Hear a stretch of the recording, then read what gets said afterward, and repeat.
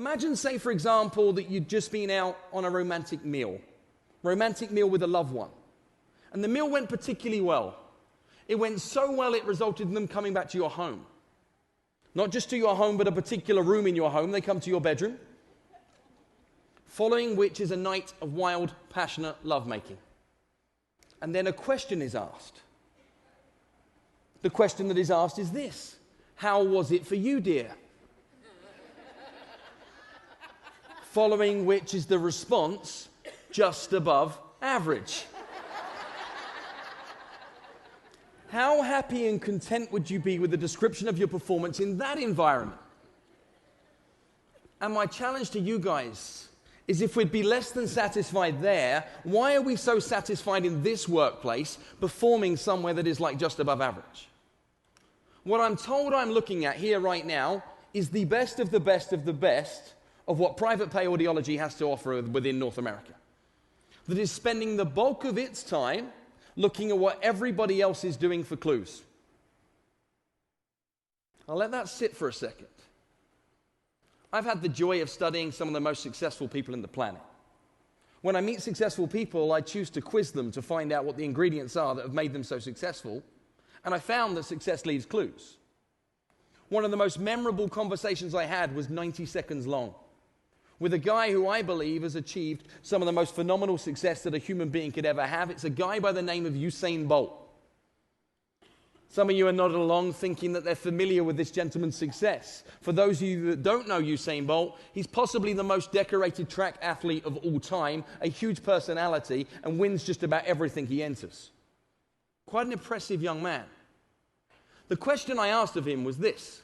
I said to Usain, you know that moment when you're on the blocks at the start of the race?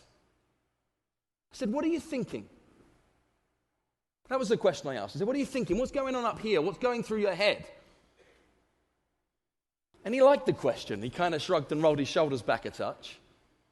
And then what he did was this.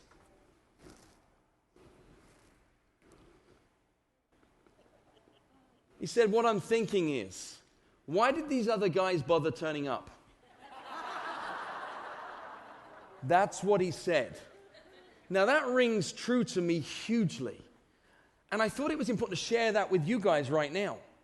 I wonder how many times you could be sat there thinking, why are these other guys showing up?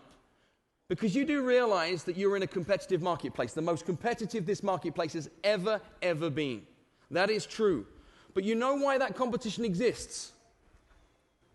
It's because you do. You set the bar for them to build their business from. The very fact that they're in this market is because you created this market. My challenge to you from here is to say what needs to happen next is your story to write. It's your story to go on and tell. It's things that people need to talk about you after you're done. And I wonder what starts to happen if we worry less about what other people are up to and more about what you can be doing to fix the real problem that's in front of you. Figured that might be a fun place for us to start, at least getting our heads thinking differently. Yes, this is a competitive marketplace, just like every other one that exists. And I want to pick on a volunteer for a second. Who's busy taking notes? This young lady's taking notes. Young lady, what's your name? Sorry. Veronica. She's looking at me so scared. Hi, Veronica. Nice to meet you. Veronica, see the pen that's in your hand right now? Can I borrow it from you? So this is Veronica's pen. Now, if this pen here was, say, just chucked down on a table in a yard sale, how much would the pen be? 20 cents, a nickel, nothing. Kind of not a great deal of money, right? What if I take the exact same pen, though, and I now put it in an acrylic stand? I put 12 identical pens alongside it in the compartment that it sits in, and in the adjacent compartments are other pens by the same manufacturer, making a beautiful display, and the manufacturer's name sits across the top of the acrylic stand, and the acrylic stand sits on the counter of a mid-price department store, something like a Macy's. How much now is the pen? It's the same pen! The exact same pen. What if instead, though, I now take the exact same pen and I lay it down on its side and I place it in a box, and the box is made of mahogany? So I have a pen in a mahogany box. This box is velvet lined, and this velvet lined box sits in the cabinet. Cabinet's made of glass. Glass cabinet is spotlit. So I have a pen in a mahogany box. It's velvet lined. Sits in the cabinet. Cabinet's made of glass. Glass cabinet is spotlit. This too sits in a department store. Not just any department store. This store is in London. It's in Knightsbridge. The store in question is called Harrods. So I have a pen in a mahogany box. It's velvet lined. Sits in the cabinet. Cabinet is made of glass. Glass cabinet is spotlit. This sits in a department store. Department store's in London. Not just anywhere in London. It's in Knightsbridge. The store is called Harrods. And to get to the pen, I need to speak to a member of staff. Member of staff is wearing a black tuxedo, has white gloves on.